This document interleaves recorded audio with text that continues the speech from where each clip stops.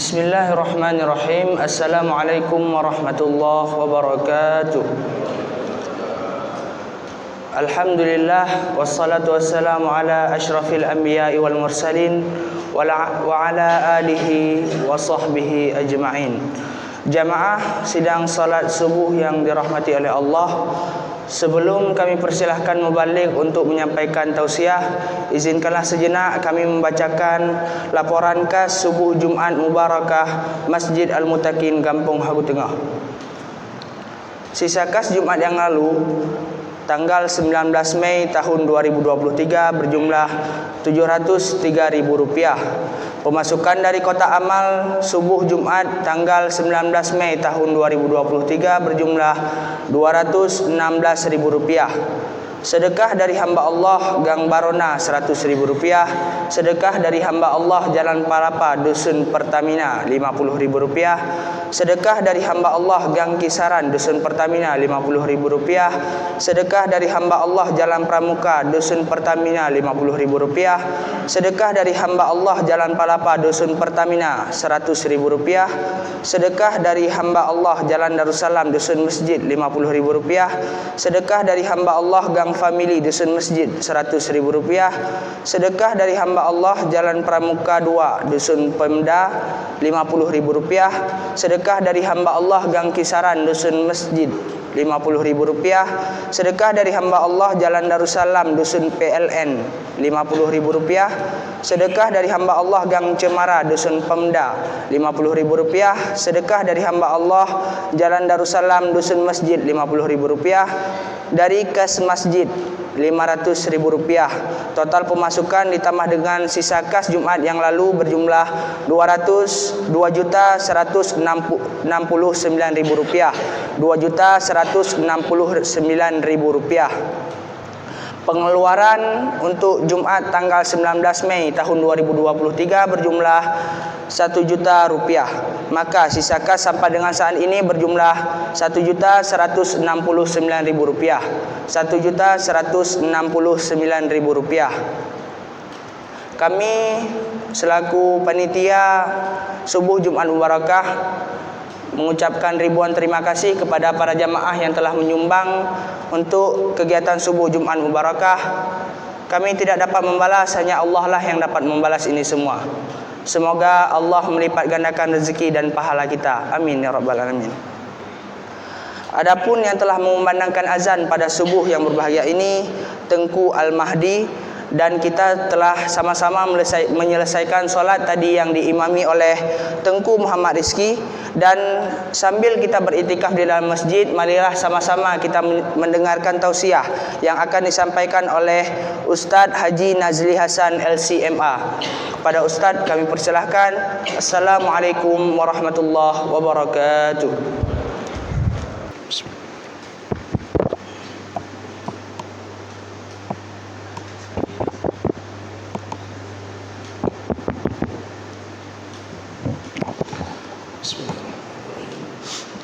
Assalamualaikum warahmatullahi wabarakatuh.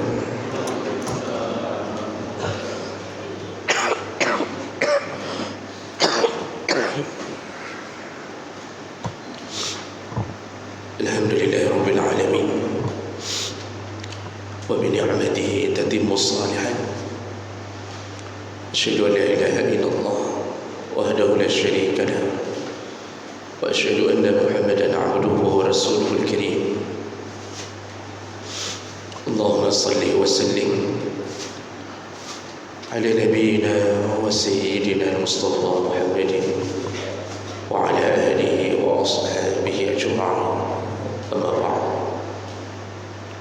Rabbi shrah li sadri wa yassir li amri wa hlul 'uqdatam min lisani yafqahu qawli. Segala puji bagi Allah, kemuliaan salawat dan salam kepada Rasulullah, pada keluarga dan seluruh sahabat-sahabatnya. Ya Allah muliakan seluruh pengurus masjid. Kemudian ya Allah muliakan bapak-bapak dan ibu-ibu jamaah salat subuh yang telah hadir karena Allah Mudah-mudahan kehadiran kita berbuah dengan surga-Nya insya-Allah. Bapak Ibu yang Allah muliakan, dalam menjalani kehidupan menuju ke surga Allah, salah satu yang diperlukan adalah pengetahuan untuk melakukan amal, iaitu mana amal yang lebih utama di antara amal-amal yang ditawarkan oleh Allah Subhanahu wa taala. Salah satu daripada jebakan syaitan iaitu kita memilih amal dengan pahala yang kecil, lalu meninggalkan amal dengan pahala yang besar. Sedangkan nanti kita berhadapan dengan Yaumul Mizan, iaitu hari ditimbangnya amal. Allah Subhanahu wa taala telah mengatakan, fa amma man saqulat mawazinuhu fahuwa fi 'aishatir radiyah. Barang siapa yang timbangannya berat sekali dengan kebaikan, maka dia akan dimasukkan ke dalam tempat yang radiyah, yang dia ridha. Arti dia ridha, dia tidak komplain, dia tidak protes, dia ridha dengan balasan Allah, yaitu surga. Juga begitu keadaan orang-orang yang punya amal terlalu sedikit, lalu dibarengi dengan dosa, sehingga jatuhlah kebaikannya dan dimenangkan oleh keburukannya. Maka Allah mengatakan, wa amma man khaffat mawazinu fa ummuhu hawiyah. Barang siapa yang timbangannya atau timbangan kebaikannya khaffat, terlalu ringan, ada amal tapi sedikit, jadi kemana nasibnya? Fa ummuhu hawiyah, dia akan bersama ibunya hawiyah. Apa maksudnya bersama ibunya? Ummuhu hawiyah, hawiyah itu bukan nama ibu, bukan nama seorang perempuan, itu nama neraka. Maksudnya, sebagaimana seseorang menempel ke ibunya, begitulah mereka dicampakkan ke neraka hawiyah dan menempel di dalamnya.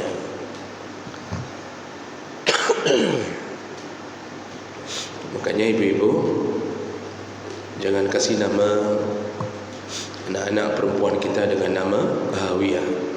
Biasa dipanggil Kak Ayah, jangan dikasih nama, itu nama neraka. Jadi jemaah maka Allah Subhanahu wa taala, maka perlu kita punya pengetahuan mana amalan yang besar, yang afdal di antara amalan-amalan yang disediakan oleh Allah. Syaitan itu kalau sudah tidak mampu menjatuhkan orang ke dalam dosa, maka dia akan membuat jebakan. Orang tidak tahu lagi mana amalan yang lebih afdal. Itu jebakan-jebakan syaitan. Ada orang yang mengira bahawa salat tahajud lebih utama daripada salat subuh. Itu jebakan syaitan. Ada orang yang mengira bahawa bersedekah lebih utama daripada membayar hutang. Sedekah laju, hutang hana bayar. Yang jebakan syaitan. Makanya orangnya pun mirip syaitan. Sedekah banyak tapi hutang banyak, tidak bayar. Padahal haram sedekah kecuali setelah membayar hutang. Kecuali hutangnya hutang yang diberi tempo dan belum jatuh. Ini bukan lagi belum jatuh, sudah jatuh sudah 3 tahun yang lalu, tidak diselesaikan. Tapi kita nampakkan diri kita ahli sedekah, padahal hutang tidak bayar. Maka sedekah itu menjadi dosa. Itu kebodohan yang dibuat oleh orang hari ini. Apalagi menjelang 2024 banyak yang sedekah-sedekah, hutang mampu jadi jemaah maka Allah, itu salah satu akibat tidak punya pengetahuan. Makanya disuruh tuntut ilmu, disuruh ikut pengajian, paling kurang adalah yang kita dengarkan, oh begitu ternyata rahasia hidup. Nah, jemaah maka Allah SWT, kedudukan amal yang paling pertama, tugas pokok kita di atas dunia ini adalah melakukan yang wajib. Itu yang utama. Rukun Islam itu tetap berada di atas segala level amal. Salat yang wajib itu tetap pahalanya lebih tinggi dibandingkan semua salat yang sunnah. Walaupun kita lakukan tahajud 1000 rakaat, tidak mampu mengalahkan salat 2 rakaat salat subuh. Itu tugas pokok, tapi Allah beri gaji di atas tugas pokok itu, dan itu gaji yang paling utama. Puasa Ramadan itu lebih dahsyat, lebih hebat, dan itu wajib dibandingkan dengan semua puasa sunnah. Membayar zakat itu lebih hebat pahalanya, walaupun cuma 2,5% dibandingkan sedekah kita yang puluhan juta. Ini seperti cerita tadi, sedekah, zakat tak bayar. Ini juga satu hal yang dibodoh-bodohi syaitan. Zakat itu cuma 2,5%, asal sampai nisab dan haul cuma 2,5%. Kalau kita punya uang 100 juta, cuma 2,5 juta Allah minta. 2,5 juta itu lebih dahsyat pahalanya dibandingkan yang kita sedekahkan 250 juta. Maka jangan sampai terjadi hal seperti itu. Kemudian naik haji itu lebih utama daripada kita melakukan umrah berulang-ulang. Haji belum daftar, umrah sudah 10 kali. Ini adalah permainan syaitan. Yang wajib tetap lebih utama dibandingkan yang sunnah. Itu dulu yang perlu kita pahami, ya, bahwa jangan sampai yang wajib tertinggal, lalu kita utamakan yang sunnah. Lalu kemudian jemaah melakukan Allah, setelah selesai yang wajib, barulah kita mengejar kebaikan. Itu yang wajib, itu pembuka kunci surga. Dan untuk melempangkan urusan di hadapan Allah, maka kita perlu fastabiqul khairat, perlu berlomba-lomba untuk melakukan kebaikan. Nah, di sini kita juga harus lebih faham bahawa mana yang lebih utama, kebaikan di luar yang wajib. Apakah kita melakukan ibadah sunnah yang mahdhah, artinya yang prosedural, atau kita melakukan yang prosedural yang berhubungan langsung dengan Allah, atau kita melakukan amalan-amalan yang sunnah tapi hubungannya dengan manusia.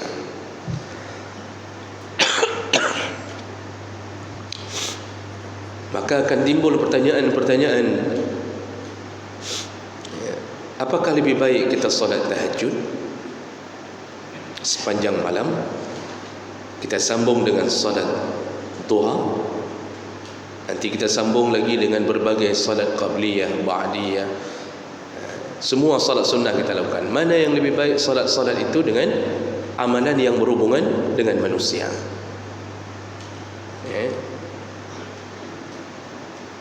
Ada orang yang sifatnya dengan Allah taat, siang malam menyembah Allah dalam perkara yang sunnah.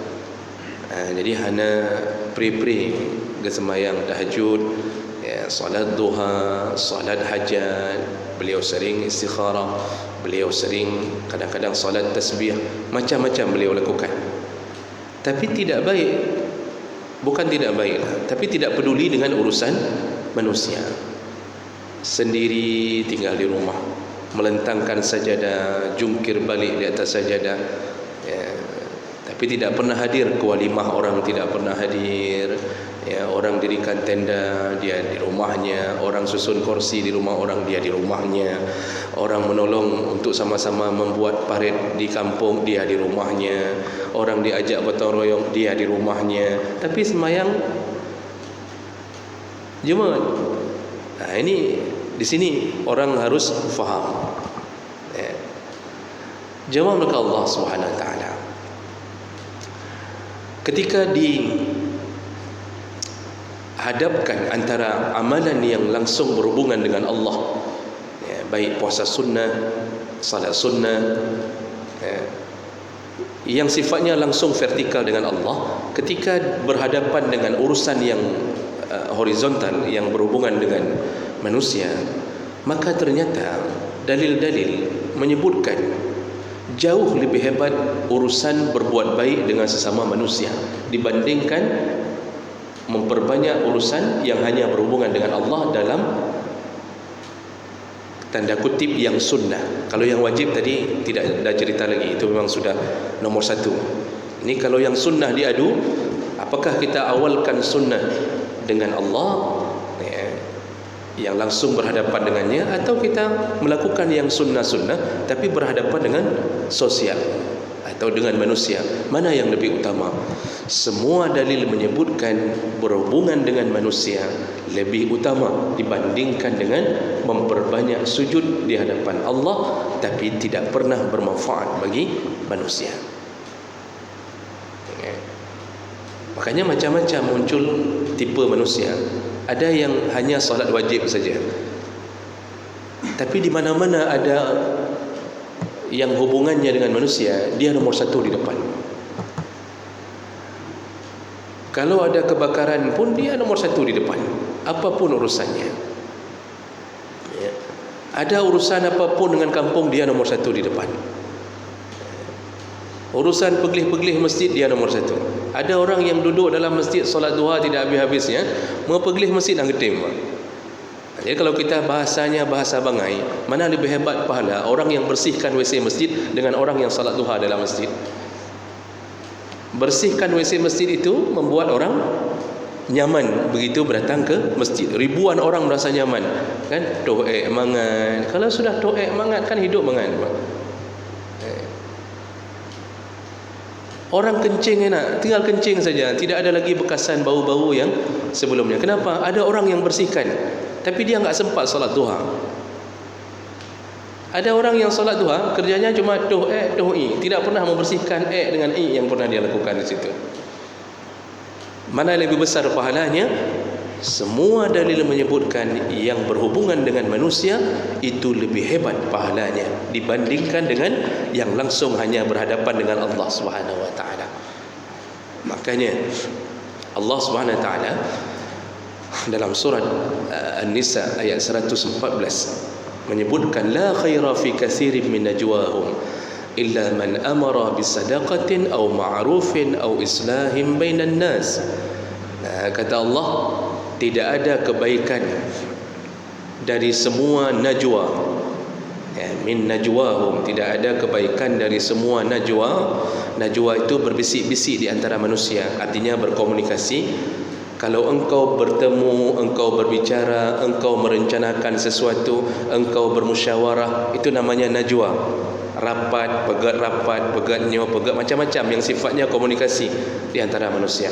Tidak ada yang lebih hebat ketika engkau membicarakan sesuatu dengan sesamamu, kata Allah, illa, kecuali engkau merencanakan man amara bisadaqatin. Jadi yang dirapatkan, yang dimusyawarahkan adalah tentang sedekah. Sedekah itu hubungannya dengan siapa? Manusia. Dengan manusia. Oh, sedekahnya ke masjid, ambil uang dari celeng masjid lalu diberikan untuk kebutuhan masjid. Yang manfaatkan siapa? Manusia. Apalagi sedekah kepada anak yatim, fakir, miskin. Nah, itu pertama kata Allah. Au ma'ruf, ataupun engkau melakukan kebaikan dengan sesamamu. Au islahim bainan nas, ataupun engkau melakukan islah di antara sesama manusia. Allah sebutkan 3 perkara. Sedekah, berbaik-baik dengan sesamamu, dan memperbaiki hubungan dengan sesamamu. Ada orang bertengkar, kita yang sibuk, kita buat rapat di kantor kecil, nyobek nali, kita damai, jangan ini lagi. Kita yang capek, padahal orang itu bertengkar. Kalau orang yang sibuk salat sunnah, mati pakai, mana ada peduli, yang penting kita solat, mati ke dia, tabur-tabur kampung, habis ke dia. Kan begitu cara semikirnya. Kita kadang-kadang tak sempat solat duha. Enggak sempat untuk melakukan amal-amal sunnah yang langsung berhubungan. Enggak sempat puasa Senin Khamis gara-gara memperbaiki hubungan manusia. Sudah ribut antara lorong ini dengan lorong itu. Terjadi di hari Senin dan Khamis. Wallahu alam, ada pekan karu baru Senin dengan orang Khamis, wallahu alam. Itu jangan ditanya saya kenapa terjadi. Yang penting begitulah contohnya. Mau puasa sunnah terpaksa berbuka. Enggak sanggup tahan puasa sunnah. Kenapa? Harus memperbaiki hubungan dengan manusia. Kata Allah, tidak ada yang lebih baik yang engkau lakukan kecuali 3 perkara tadi yang berhubungan dengan sesamamu. Ini maksud Allah apa?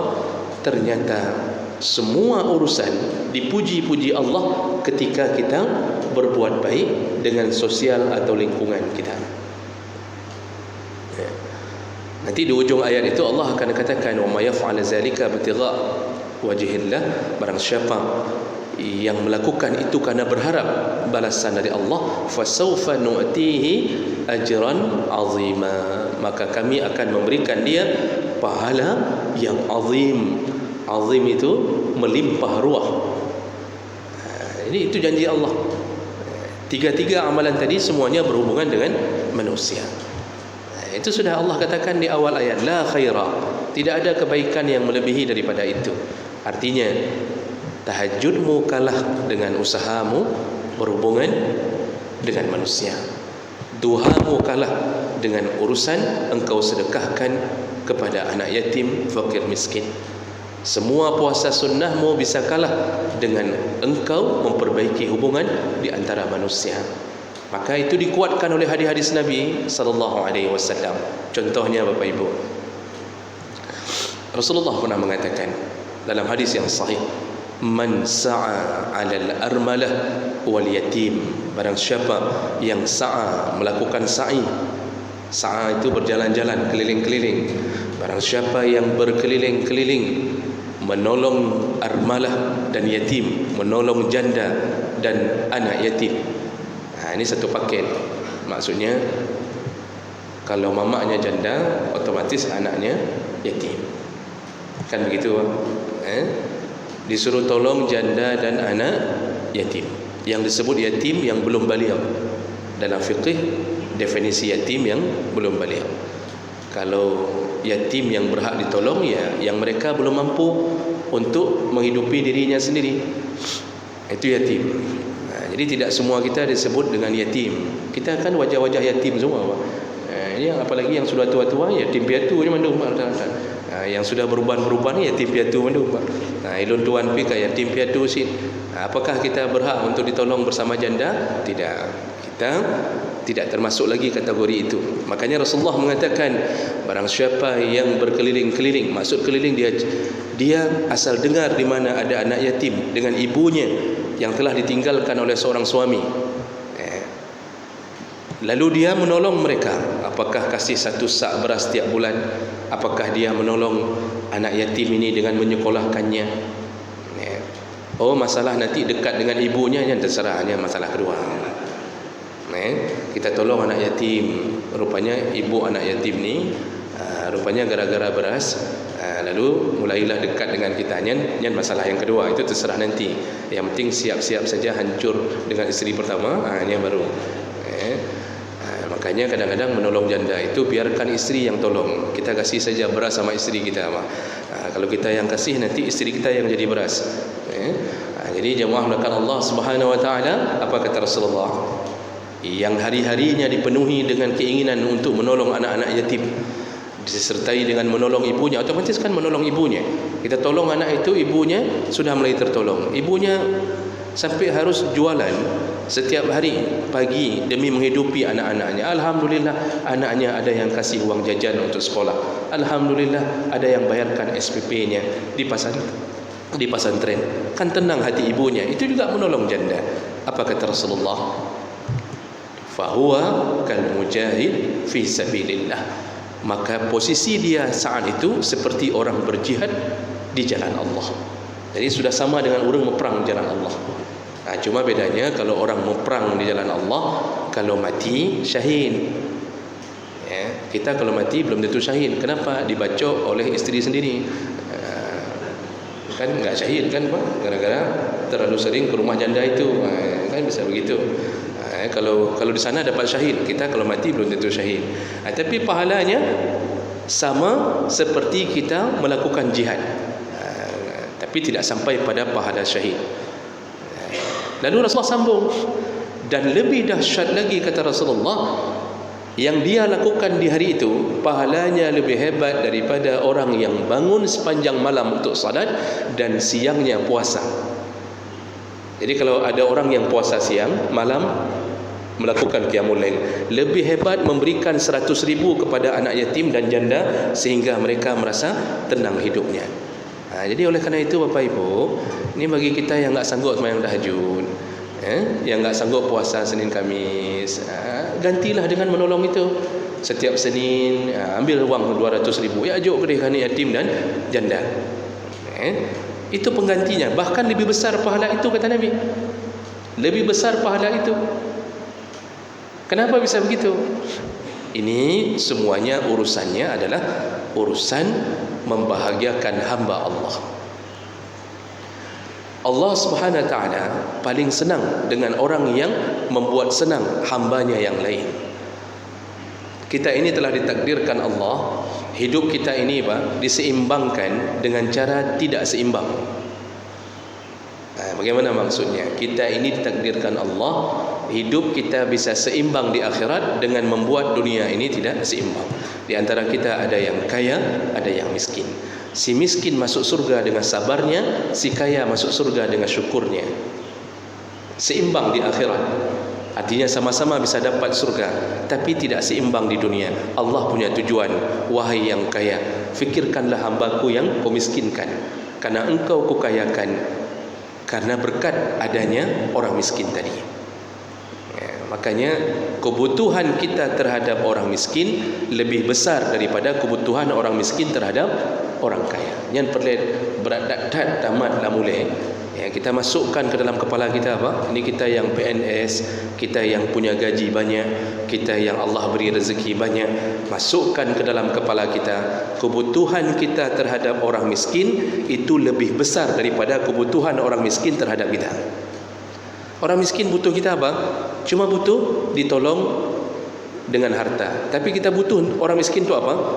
Untuk bisa masuk surga. Orang miskin mereka memang sudah jatah masuk surga kalau mereka beriman dan taat.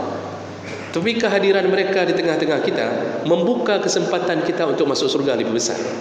Seandainya dunia ini tidak ada lagi orang miskin, Pak, bayangkan kita ini tidak tahu cara membuka pintu surga. Salat belum tentu khusyuk. Apapun yang kita lakukan kadang-kadang dibarengi ketidakikhlasan. Tapi kalau berhubungan dengan orang miskin, air mata mereka, doa mereka, waktu mereka mengucapkan barakallah, ajrakallah, macam-macam diucapkan, Pak, terima kasih Pak, Allah yang balas. Ini semua membuat terbukanya pintu surga. Jadi jemaah melakukan Allah, lihatlah konsep dunia ini. Ternyata Allah mengatur hidup kita. Perbanyaklah menolong orang kalau mau hidup kita aman di akhirat. Nah, sebagai pendukung hadis bagaimana hebatnya orang yang menolong orang, ini hadis terakhir yang kita bahas di subuh hari ini.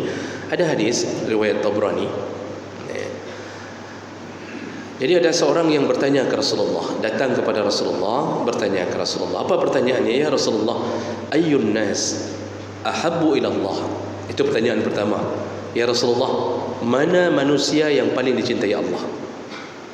Pertanyaan kedua disambung, wa ayyul a'mal afdalu ila Allah. Lalu ya Rasulullah, mana amalan yang paling afdal dan paling dicintai oleh Allah?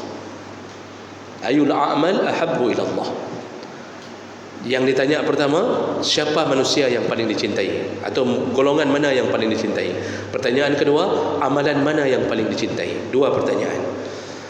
Apa jawaban Nabi?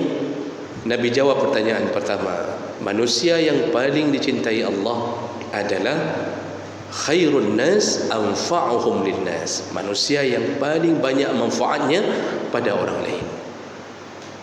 Jadi yang paling dicintai Allah, yang paling banyak manfaatnya kepada sesama manusia.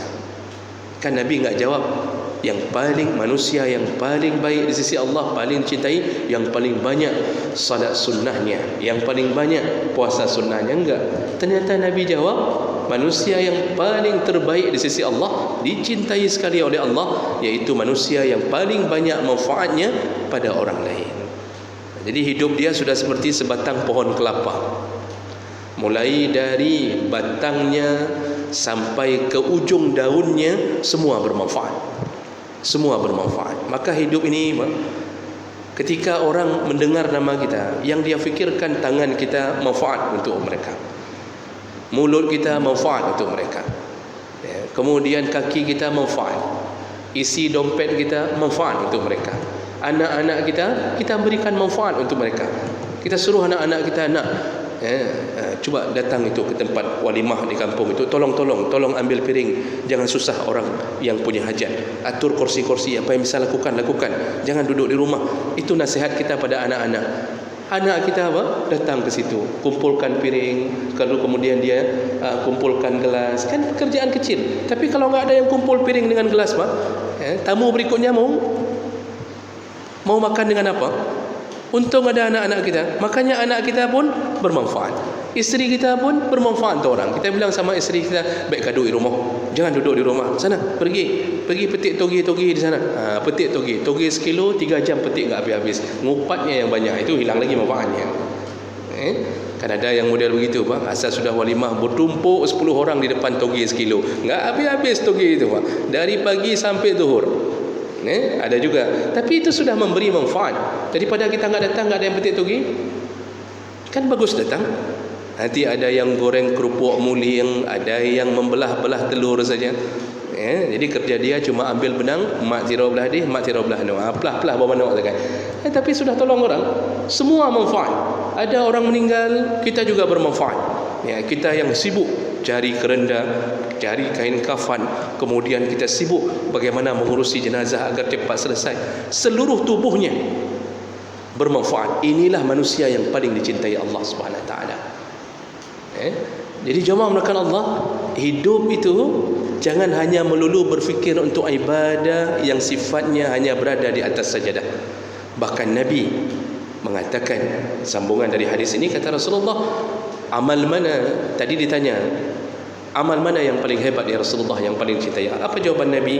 Wa ahabbul a'mal ilallah, amalan yang paling dicintai Allah, yang pertama, sururun tudkhiluhu fi qalbil muslim, engkau memasukkan bahagia ke dalam hati seorang muslim.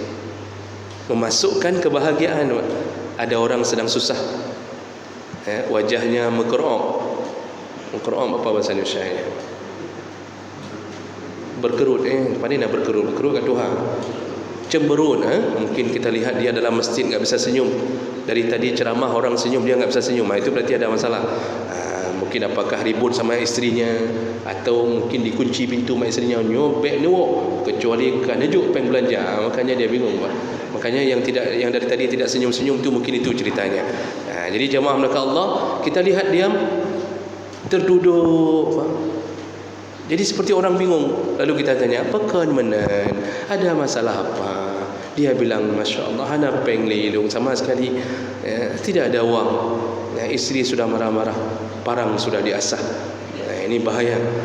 Lalu kita katakan, ya sudahlah, berapa wang belanja untuk bulan ini? Dia bilang, alah, yang penting 500 ribu, ada 500 ribu aja sudah okey dulu untuk bisa masuk ke rumah lagi. Karena sudah 3 malam tidur di menasah. Jadi jemaah maka Allah, kita keluarkan, nyolong pepinjam saya pinjamkan wang ya, silakan. Gembira hatinya, terima kasih. Gembira itu amalan terbaik. Ada orang ditimpa musibah, sedang menangis, bersedih hati, lalu kita katakan sabarlah, biasa. Suami meninggal itu biasa.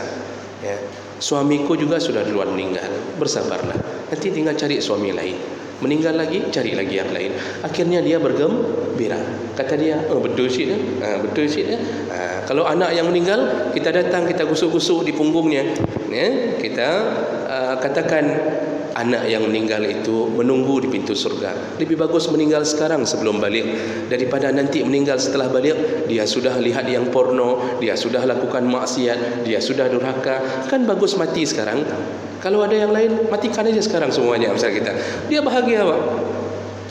Dia bahagia, tenang hatinya setelah mendengarkan kalimat-kalimat dari kita. Itu amalan terbaik kata Nabi, memasukkan kegembiraan pada hati seorang Muslim. Dan kemudian Rasulullah sambung.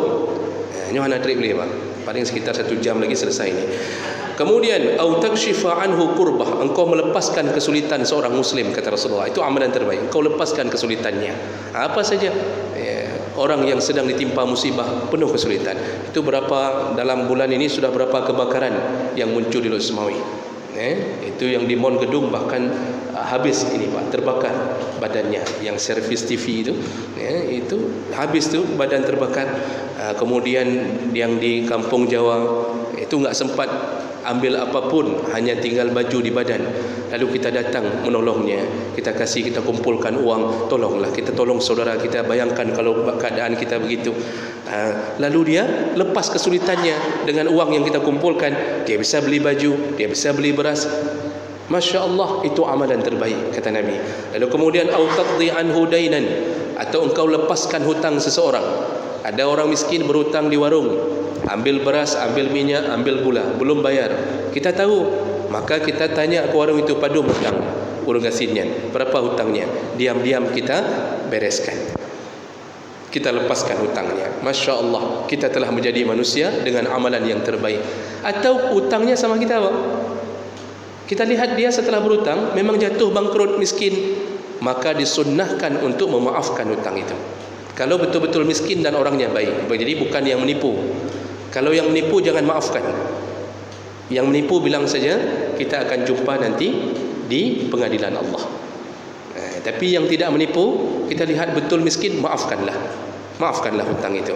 Dulu di Bani Israel, dalam hadis riwayat Muslim, ada seseorang yang suka mengutangkan uang ke orang yang membutuhkan bantuan. Setiap kali dia mau tagih, dia pesan kepada budak-budaknya. Tagihlah kepada yang mampu bayar. Yang tidak mampu bayar lagi, engkau lihat suasananya atau keadaannya sudah miskin sekali, maafkanlah, hapus dari catatan. Mudah-mudahan dengan kita memaafkan mereka, Allah maafkan dosa-dosa kita. Di ujung hadis Nabi mengatakan, orang itu dimaafkan semua dosa-dosanya oleh Allah gara-gara suka memaafkan hutang pada orang. Jadi Bapak Ibu yang punya hutang sama orang yang kira-kira bisa dimaafkan, maafkan. Tapi syaratnya orang itu bukan penipu. Tapi kalau sudah menipu Pak, itu jangan. Kejar terus Pak, digas terus itu. Part-part yang di mana ketemu gas terus itu. Kalau yang model-model penipu itu Pak. Tapi dengan orang baik-baik, berikanlah keringanan. Oh enggak dimaafkan, kasih tempo atau kasih maafkan setengah. Kasih maafkan setengah, itu sudah baik. Lalu kemudian Nabi mengatakan, au tatruda anhu ju'an, atau engkau lepaskan kelaparan dari seorang Muslim yang lain. Lepaskan kelaparan, kasih beras, kasih uang makan segala macam. Dan di ujung hadis Nabi mengatakan, aku berjalan wala an amshi ma'a akhi, aku berjalan bersama saudaraku untuk melepaskan satu kesulitan orang. Maka semua amal itu, jadi Nabi sudah sebutkan amal-amal tadi kan. Nabi sebutkan tadi mulai dari memasukkan kebahagiaan, melepaskan kesulitan, membayarkan hutang atau memaafkan hutang, lalu melepaskan kelaparan orang, lalu berjalan untuk melepaskan hajat orang. Jalan Pak, seperti tadi, hadir ke walimah orang, tolong-tolong, hadir ke acara yang sifatnya orang butuh kita, tolong sana, gotong royong sana, buat alirkan air parit. Semua itu kata Nabi lebih disukai Allah dibandingkan kita beriktikaf di masjidku ini, yaitu Masjidun Nabawi syahran, sebulan. Ini saya tutup dengan kalimat ini Pak. Ternyata amalan tolong-tolong orang itu lebih hebat daripada beriktikaf di Masjid Nabi sebulan. Bayangkan Pak, dalam hadis yang sahih, sekali salat di Masjid Nabi berapa pahalanya? 1000 kali salat masjid yang lain. Sekali solat di Masjidil Haram 100,000 kali solat di masjid yang lain. Di Masjid Nabi 1,000. Jadi satu kali solat duhur sama seperti solat duhur 1,000 kali di Masjid Al-Muttaqin ini. Kalau sekali solat 5 kali solat sehari, berarti 5,000 kali kita dapat pahala solat di masjid yang lain. Itu kalau sekali solat Masjid Nabi. Sekarang bukan solat, i'tikaf. Bukan sehari, sebulan. I'tikaf lebih hebat daripada solat. Duduk, enggak keluar-keluar sebulan dari Masjid Nabi. Duduk, berapa besar pahalanya, subhanallah. Nyan pahala karab setengah buma pahala. I'tikaf di Masjid Nabi sebulan, enggak keluar-keluar. Masya Allah, kita ternyata tidak tahu selama ini lebih hebat pahala kita yang tolong-tolong orang daripada iktikaf di Masjid Nabi sebulan. Yang bilang siapa? Nabi SAW. Ini hadis yang sahih. Jadi bisa bayangkan, makanya jangan salah-salah Pak. Kita sibuk merindukan untuk umrah lagi.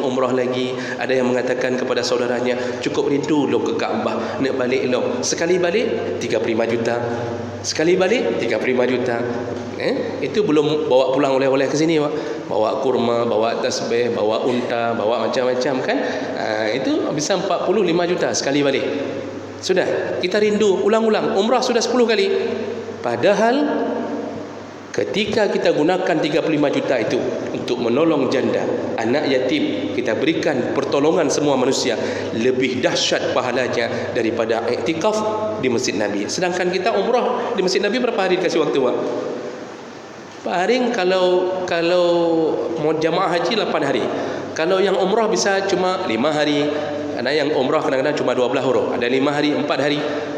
Kalau yang haji 8 hari Masjid Nabi mereka. Ini lebih hebat lagi pahala orang ni. Makanya inilah amal yang harus kita ketahui. Jangan sibuk merindukan Kaabah tapi lupa beramal bahawa ada yang lebih hebat daripada pahala yang kita rindukan itu. Maka marilah kita sama-sama menanamkan sifat saling tolong menolong. Jangan biarkan saudara kita menangis, jangan biarkan saudara kita di dalam kesulitan. Mudah-mudahan ini bermanfaat.